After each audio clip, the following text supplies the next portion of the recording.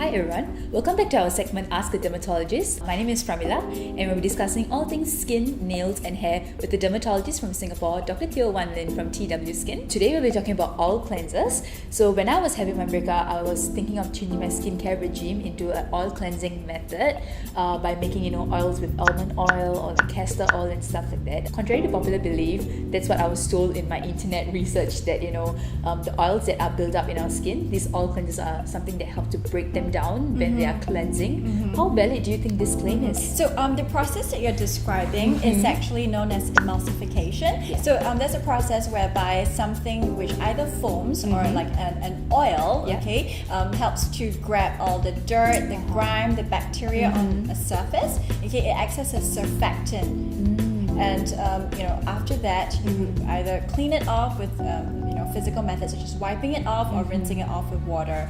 However, I would like to clarify that no special cleansing method can actually treat acne-prone skin because acne itself is not caused by poor cleansing or even poor hygiene of the skin. Yeah. So it's a combination of factors we discussed in an earlier episode that involves genetics. A certain process known as inflammation, complicated by hormonal imbalances, excessive oil production. And when you have acne, you actually need proper medical treatment in the form of either oral tablets, certain prescription creams to treat the acne, and skincare it should just be a part of the treatment process, and the main goal of cleansing really is just to remove bacteria, grime, oil without stripping the skin dry and without irritating skin. So for example, somebody comes to see me for acne, if it is usually moderate to severe acne, so they would require some form of medical treatment. In terms of cleansers, I always recommend them gentle cleansers. In patients with already very sensitized skin, so patients with underlying eczema but also have acne, I sometimes would prescribe them an emulsifying ointment. So emulsifying ointment is like a century-old form of cleanser, and the base of it is precisely a mineral oil. There are, of course, so many different types of oil available, but there is no evidence to suggest that any of these oils are superior or if they don't cause allergies in people who tend to get allergies, and they certainly don't help acne solely. But it's just a form of gentle skin cleansing, and the thing with acne-prone skin is that they also require some form of cleanser with an antibacterial property. So sometimes we do prescribe them either triclosan-based cleansers, but that's a chemical antibacterial agent. In my practice, I actually formulate a honey-based foaming cleanser.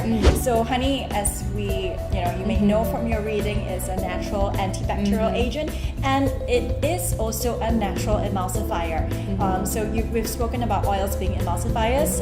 Things which lather up are actually the preferred forms of cleansers, because especially in our humid climate, we actually find that a lot of the grime accumulates in our skin, and it's best when you have something which foams up and rinses off properly. So honey does a very good job of getting rid of any surface bacteria. And as well as an emulsifying agent without actually dehydrating your skin, like the usual chemical lathering agent, sodium lauryl sulfate. So oils for cleansing, it's good, but it's good when it's done appropriately, I would say. I think at the end of the day, it can evolve into some sort of fat, the way I'm hearing it from you, because mineral oil, for example, in a very pure form, simply acts as something that emulsifies. So it's gentle skin cleansing without irritating skin with, say, a chemical lathering agent. But that alone doesn't really make a big difference to your acne condition. However, using the wrong type of cleansers can actually aggravate your skin condition, meaning that you can get facial eczema. So when your skin is super dry, like those deep cleansing washes, so so I never prescribe them to my patients with acne. Especially when they're already on acne treatment, they're usually just on a very gentle cleanser that complements the treatment. And at the end of the day, you want to treat your acne, control your oil production, but if you completely dehydrate the skin, okay, so I also caution against blotting. So blotting is a practice that sometimes causes a condition known as reactive seborrhea. So instead of getting less oil, your skin thinks it's dry and ends up producing even more. Okay. Yeah. So what you want actually is a cleanser that respects the skin barrier. Yeah. So it maintains moisture, a certain amount of moisture in the skin, while controlling oil production.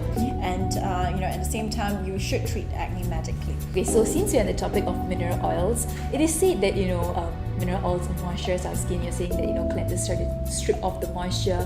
So this kind of introduced the moisture back. So what do you actually think about oil moisturizers? Oil-based moisturizers? Yeah. So facial oils, for example, have become super fashionable in the last year. Yeah. From a dermatologist perspective, our skin is best likened to like a brick wall. Okay, the bricks are joined together by cement.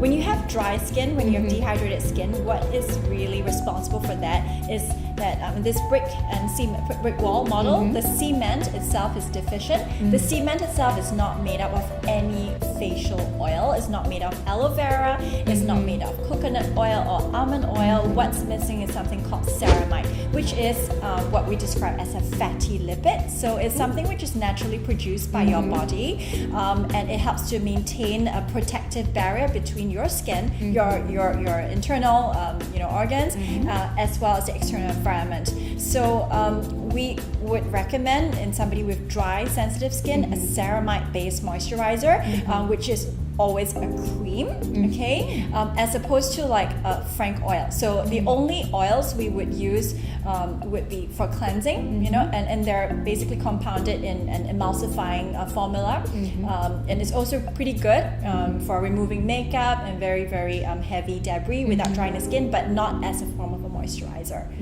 Okay, wow. So I'm sure most of us learned more about oils and the relation to our skin. So thank you, Dr. Teo, for joining us, and we'll see you next week. Hi, Pramila. Yeah, so today we're going to be discussing... That's just weird. Hi, Pramila. I should say something. It's okay, very weird. or maybe you could just be like, hi, it's my pleasure to be on set. Or Because before I continued, you went on to talk. Wait, and I forgot what I'm supposed to say. Okay.